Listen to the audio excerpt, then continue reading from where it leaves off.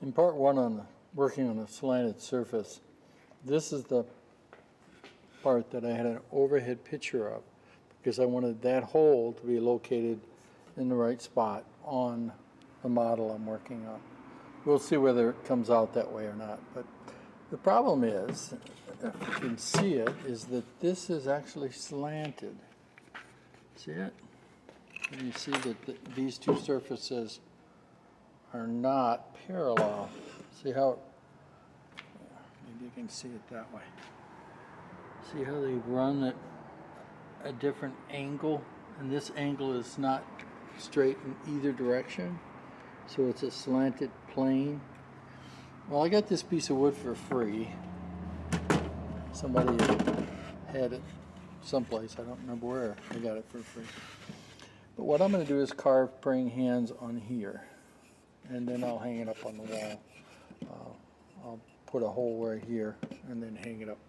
But it's a beautiful piece of wood, and it's something that I want to do. But what we're going to do here is, I've already set up the size of the model. You can go back to that point, and you can see it's 4 3/8 by 8.5, and it's actually thicker than 0.75, but that won't affect what we're doing. We're going to be taking a bitmap and importing it. If you look, it's this one right here, I believe. It's not as that one. If it's the wrong one, we'll go back and look at it. Yeah, it's the wrong one. So that's not it. So we'll do an edit undo, and that should take it away. So we'll try it again. I did the last one, so it's got to be this one, hopefully. And it's an image that should fit this way. So let's rotate it. You can grab that hook right there and rotate it, or you can use your regular tools, and that way you'll get it exactly 90 degrees. And apply, and you should rotate it. And then we're going to enlarge it. The picture should be 8.5 from there to there. So let's stretch that out. Let's see if we can. Oops, you got to rotate one again. Bad me. Close that. Let's say edit. Undo rotate. There we go. Close it. Now, I want to stretch it from there to there. So we can grab the handles, or you can simply go here. The height is, let's make it 8/838. So you do 8 space 3/8, and then the equal sign, and that'll convert it for you. And it automatically links it. So let's apply it and see what it looks like. Okay, keep in mind what it did is it stretched the picture and not the drawing. So let's try this, and then we'll stretch it to fit that image, because that's the actual size of what I've got to work with. This point is higher than this point, and that's what we're going to demonstrate a plane. So we're going to do an image of it, and what we're looking for is that surface edge. Then we're going to do it in black and white until we get the contrast. No, that's not going to work. We'll go back to color.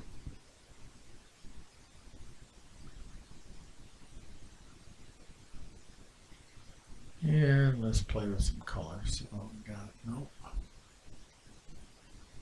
A light browns.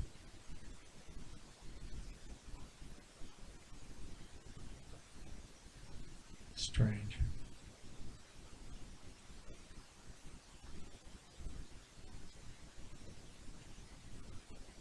It's tricky in color to get the ones you want, because basically all I want is this object right here.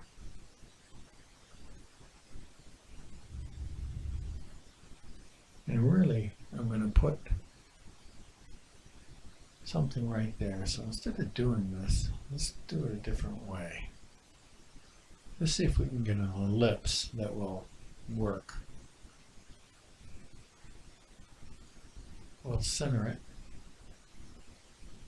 We'll make a width of like a 10 and 10. We don't want that. Let's make it 8 by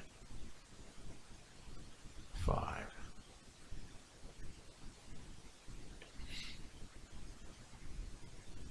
That was silly. Just edit undo. Do it the other way, and it might fit better. 5 by 8. Create. Alright, that tells me that I should go tighter this way. And you see I can grab that and push it into right there. And gives me my height that way. And because this is a simple shape that I'm working with, I'm going to pull it in that side and pull it in this side. And that might be better for me. Right? Let's see if we can look at that. If you look, this is rotated a little bit. See it?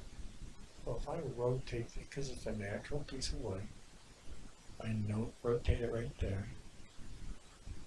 That's getting a little closer to what I want.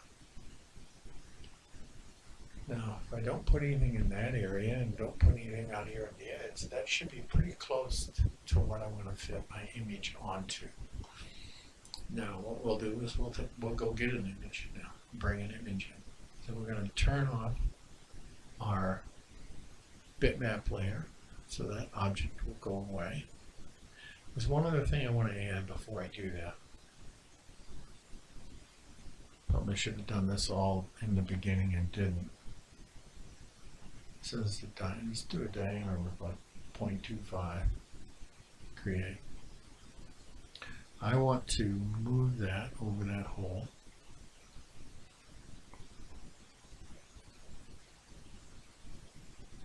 Alright. Here's my bifocal so I can see it a little better. Use my keyboard. Over, up a little bit. Right there. And I'm going to make it a little bit larger. That reflects the size of the hole. Let's move it back over the hole. L1 over. There we go. So that's our hole. That's the hole that's in the wood. And it's about the outside parameter size. Right? I see I need to come out a little bit here and go in a little bit there and stretch it there. Yeah. Well, I'm not going to come within a 1/2 inch of the edge. So that should be fine. So now I can turn my bit layer on. That gets rid of that image. And that shows me my workpiece. My zero, my center is right about there. Next thing I want to do is go back to my drawing, and I am going to bring in a model. So I can go to my modeling layer, import, and I should be able to find the models in my documents. I come down.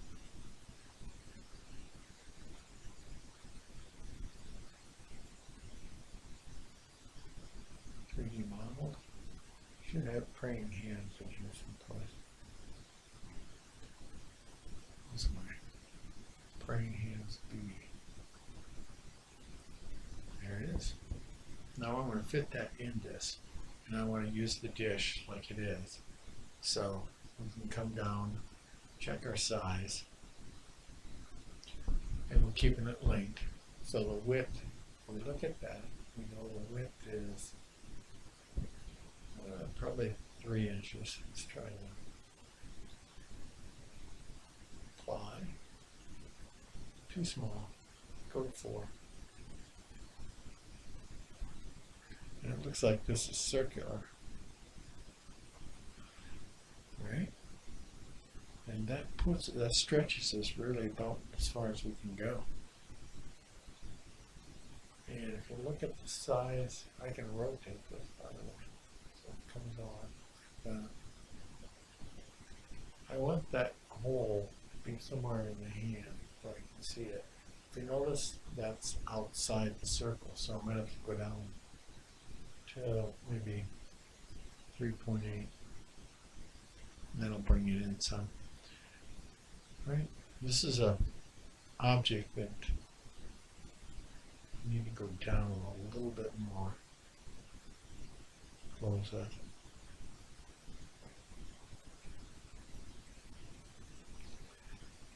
And that's it. When I model this, I am going to use a 1mm bit. I'm going to do just the model boundary and calculate it. This is 3 inch, so let's see what it looks like. Notice the coloration, I can change that.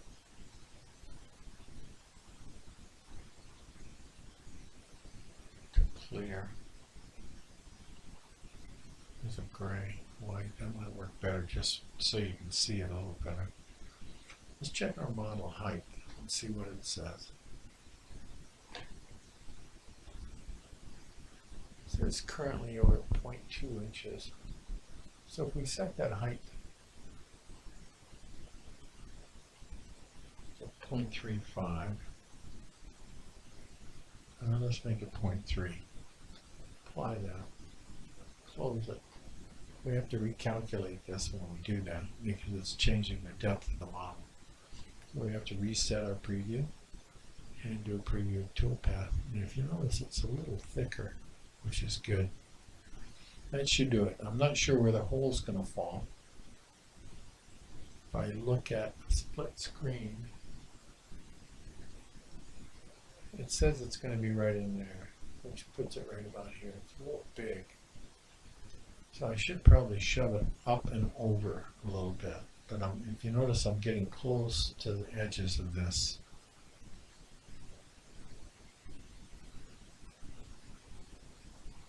What if we rotate it 180 degrees?